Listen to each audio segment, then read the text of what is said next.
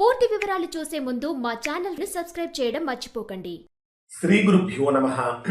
శ్రీ మహాసరస్వత్యై నమః. ఓం నమః శివాయ. నారాయణ శాస్త్రి ఆస్ట్రాలజీ ఛానల్ వీక్షిస్తున్నటువంటి ప్రేక్షక మహాశయులకు స్వాగతం, సుస్వాగతం. ఈరోజు మనము 2026వ సంవత్సరం ఏప్రిల్ నెల 21వ తేదీ నుంచి 30వ తేదీ వరకు మిథున రాశిలో జన్మించిన వారి యొక్క గ్రహస్థితులు మరియు రాశి ఫలితాలు ఏ విధంగా ఉన్నాయి, ఎటువంటి పరిహారాలు చేసుకోవాల్సి వస్తుంది అనే విషయాలు మనం తెలుసుకుందాం. ప్రస్తుతం మిథున రాశి వారిని కనుక పరిశీలిస్తే ఏప్రిల్ 21వ తేదీ నుంచి 30వ తేదీ వరకు ఉన్న సమయంలో జీవితంలో ఒక కొత్త అధ్యాయానికి ఇది నాంది పలకబోతుంది అని చెప్పాలి.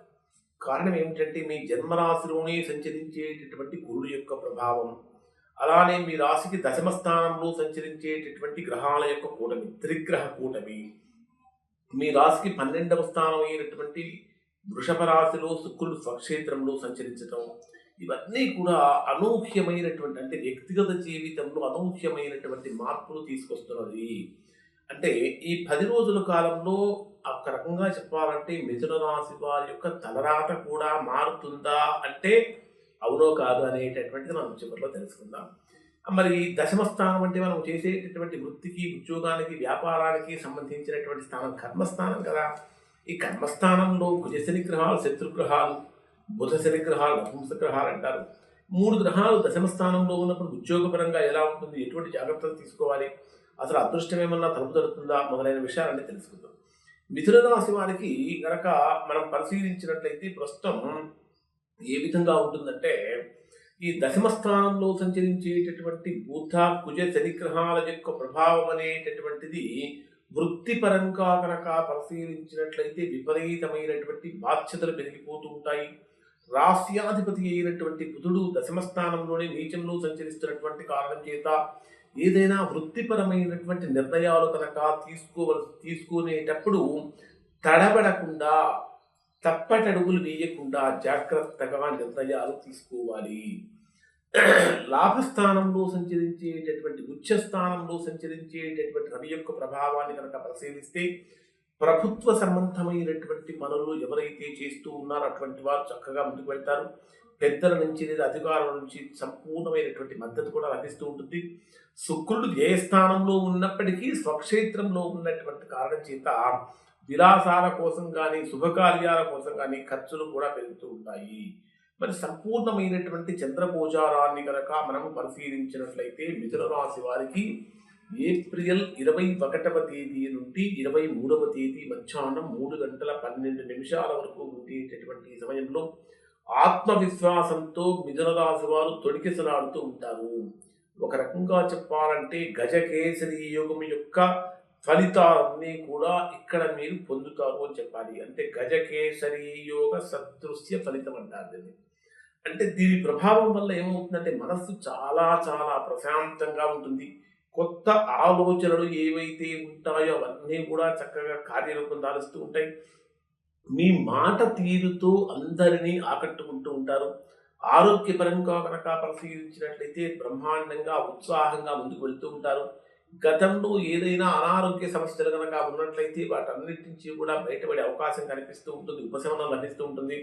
23వ తేదీ మధ్యాహ్నం 3:12 నుంచి 25వ తేదీ రాత్రి 8:15 వరకు ఉండేటటువంటి సమయంలో ధనస్థానంలో సంచరించేటటువంటి చంద్రుడి యొక్క ప్రభావం కారణంగా ధన ప్రవాహం ఉంటుంది. అంటే రావలసిన ధనం ఏదైతే ఉందో చక్కగా చేతికి అందుతూ ఉంటుంది.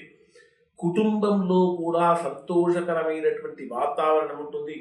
ఆకస్మికమైన ధనలాభం కానీ పాత బాకీలు వసూలవటంగా జరుగుతూ ఉంటుంది. అన్నింటికంటే ముఖ్యంగా ఎటువంటి పరిస్థితుల్లో కూడా మిథున రాశి వారు ఇక్కడ సహనాన్ని కోల్పోకుండా చూసుకోవాలి. విద్యార్థులుగా ఉన్నటువంటి వారు మీ రాశికి 4వ స్థానాధిపతి అయినటువంటి బుధుడు నీచ స్థానంలో ఉన్నప్పుడు విద్యార్థులు కఠోరమైనటువంటి శ్రమ చేస్తేనే కానీ ముందుకు వెళ్ళలేనటువంటి పరిస్థితి కనిపిస్తుంది. కాబట్టి కఠోరమైనటువంటి శ్రమ చేయాలి.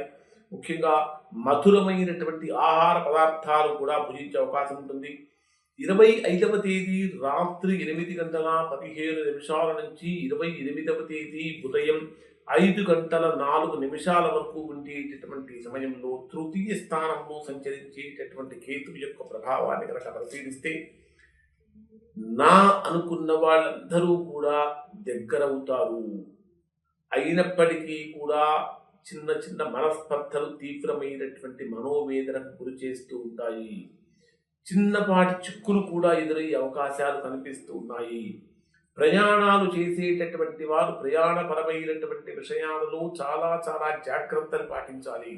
ప్రధానంగా తీసుకుంటే కమ్యూనికేషన్ గ్యాప్ వలన సమస్యలు ఎక్కువగా కలిగే అవకాశాలు ఉంటాయి. ముఖ్యమైనటువంటి పత్రాల మీద మీరు సంతకం చేసేటప్పుడు 1కి 2 సార్లు 3 సార్లు 4 సార్లు చెక్ చేసుకొని దానికి సంబంధించినటువంటి వ్యక్తుల యొక్క సూచనలు సలహాలు తీసుకున్న తర్వాత మాత్రమే ముందుకు వెళ్ళాలి. 28వ తేదీ ఉదయం 5 గంటల 4 నిమిషాల నుంచి 30వ తేదీ మధ్యాహ్నం 2 గంటల 32 నిమిషాల వరకు ఉండేటటువంటి సమయంలో ఒక రకంగా కనుక పరిశీలిస్తే చతుర్థ భావంలో చంద్రుడి యొక్క సంచారం అనేటటువంటిది కొంచెం ఇబ్బంది కలిగిస్తుంది. గృహ సంబంధమైనటువంటి పనులు వేగవంతం అవుతాయి. తల్లి యొక్క ఆరోగ్య విషయంలో జాగ్రత్తలు పాటించండి. అన్నిటికంటే ప్రధానంగా ఇక్కడ మిథున రాశి వారికి ఉద్యోగపరంగా ఎక్కడో ఏదో తెలియనటువంటి ఇబ్బందులు కనిపిస్తూ ఉన్నాయి. రాస్యాధిపతి అయినటువంటి బుధుడు దశమ స్థానంలో నీచంలో ఉన్నాడు. దశమ స్థానంలోనే కుజశని గ్రహాల యొక్క కలయిక. కుజ వీక్షణం డైరెక్ట్గా మీ జన్మరాశినే ఉంది. ఎవరైనా ఏదైనా చెప్తే డైరెక్ట్గా కుజ వీక్షణం యొక్క కారణం చేత ఆగ్రహావేశాలకు లోనైపోతూ ఉంటారు. అంటే ఆకస్మికంగా తీసుకునేటటువంటి నిర్ణయాల యొక్క ప్రభావం కారణం చేత ఉద్యోగపరమైన సమస్యలు ఎక్కువగా కలుగుతూ ఉంటాయి. నిరుద్యోగులుగా ఉన్నటువంటి వారు చేసే ప్రయత్నాలలో కూడా అనుకూలత తక్కువగా ఉంటుంది. దశమ స్థానంలో అంటే కుజ శని గ్రహాల యొక్క కలయిక యోగాన్ని ఇచ్చేటటువంటిది కాదు. మనకు అంటే ఉద్యోగపరంగా మనం చేసేటటువంటి వృత్తిపరంగా కనుక బాగలేకుండా మిగిలినటువంటివి ఎన్ని బాగున్నప్పటికీ కూడా మనం సాధించేది ఏముంటుందండి? ముఖ్యంగా మనం చేసేటటువంటి పని కనుక సుఖంగా సంతోషంగా ఆనందకరంగా ప్రోత్సాహకరంగా కనుక ముందుకు వెళ్తూ ఉంటే మనకు ఎలాంటి ఇబ్బంది లేకుండా చక్కగా మనం కూడా ముందుకు వెళ్తాం.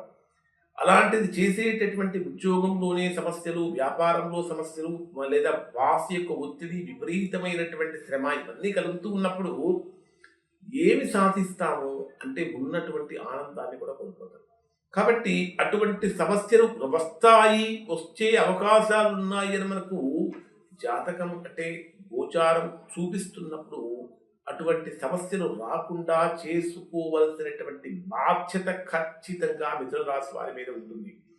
అలానే 30వ తేదీ ఉదయం నుంచి అంటే మధ్యాహ్నం నుంచి సాయంత్రం వరకు ఉన్నటువంటి రోజులు కనుక పరిశీలిస్తే ఇది సంతానానికి సంబంధించినటువంటి విషయాలలో ఒక ముఖ్యమైనటువంటి సమస్యకు పరిష్కారం అవుతుంది.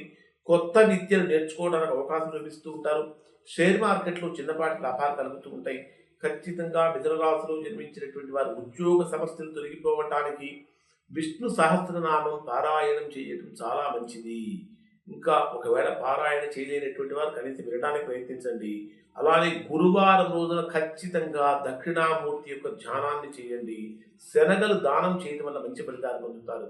మీకు వీలైతే ప్రతిరోజు పక్షులకు ఆహారం కనుక వేసినట్లయితే దశమ స్థానంలో సంచరించేటటువంటి కర్మకారకుడైన స్త్రీ ప్రభావం తగ్గుతుంది. ఇంకా మీకు వీలైతే హనుమాన్ చాలీసా పారాయణ చేయడం వల్ల కూడా కుజశని గ్రహాల యొక్క దోష నివారణ కూడా జరుగుతుంది. ఇవి మిథున రాశి వారికి సంబంధించినటువంటి ఫలితాలు. శుభం.